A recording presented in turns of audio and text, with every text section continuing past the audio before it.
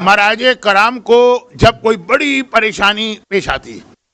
لیکن چھوٹی سی بات، مہاراج کرام کو جب کبھی پریشانی ہوتی، اور خاص طور پر ہمارے اپنے زمانے کی، یہ بچوں کی بات نہیں کر رہا ہوں، یہ تو بہت چھوٹے ہیں، جوانوں کی بات نہیں کر رہا ہوں، لیکن ان جوانوں نے بھی نام تو سنا جو ہماری عمر کے لوگ، بعض بہت عظیم شخصیتوں کو دیکھا ہے، ان کے کارناموں کو دیکھا ہے، میں نام نہیں لینا چاہتا، تو جب ان لوگوں کو کوئی بڑی مشکل و پریشانی پیش آتی ہے، خاص طور پر اگر آپ 20ویں صدی کے اندر جو پچھلی صدی گزری یہ پوچھیں کہ شیعہ تاریخ کا سب سے مشہور نائب امام یا مرجع کون، تو آپ کے ذہن میں ایک نام بھی آ جائے گا، ان کے بارے میں بھی یہ ہے، اور گواہی دینے والی بھی کوئی معمولی شخصیت نہیں، ہمارے آج کے 5 بڑے مراجع، بلکہ ایک کا تو انتقال ہو گیا آغا سعید طباطبائی الحکیم، تو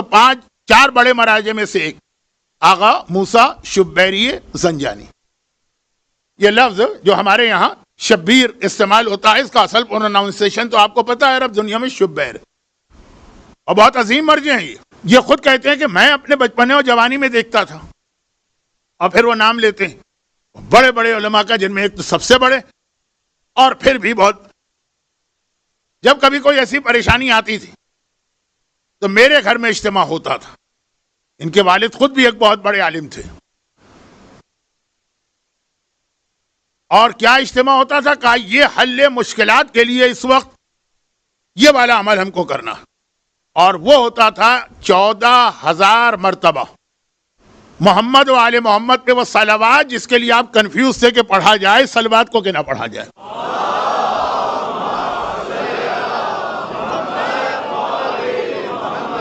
صلوات پڑھی نہیں جاتی ہے، صلوات بھیجی جاتی ہے، اس دونوں کے درمیان فرق کیا ہے وہ ایک الگ موضوع ہے. تو کیسے یہ ہوتا تھا بڑے بڑے ٹاپ کے،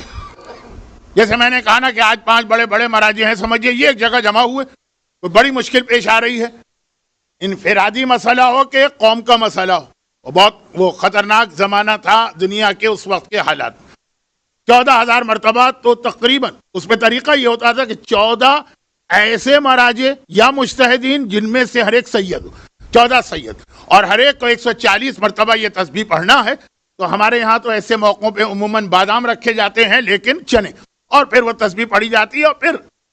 مراجع ہیں تو انسان نہ، اور اسلام میں یہ چیز بھی شامل ہے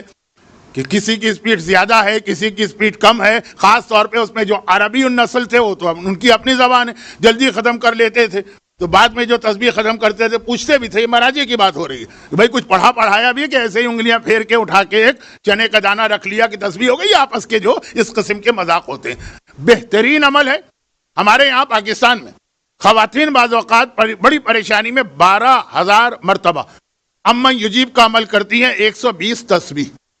تو کبھی 120 تسبیح ایک آدمی کے لیے تو مشکل ہوتی ہے، تو کبھی 4 کبھی 5 کبھی 6 برابر سے تقسیم ہو جاتی ہیں. لیکن آپ اس سے زیادہ اہم اس عمل کو سمجھیے، واقعا جو کچھ روایتوں میں ایک لفظ آیا وہ یہاں یہ لفظ نہیں، یہ تو مراجع کا عمل بتا رہا ہوں، اور یہ عمل ہے تو یقیناً اس کے پیچھے کوئی نہ کوئی ان کے پاس حدیث ہوگی. آج کل تو ہمارے ممبروں پہ اپنی طرف سے بہت سے عمل دعائیں بنا کے پیش کیے جاتے ہیں، اور لوگ قبول کرتے ہیں، اس لیے کہ زمانہ پریشانی کا، ہر ایک کو دعا چاہیے،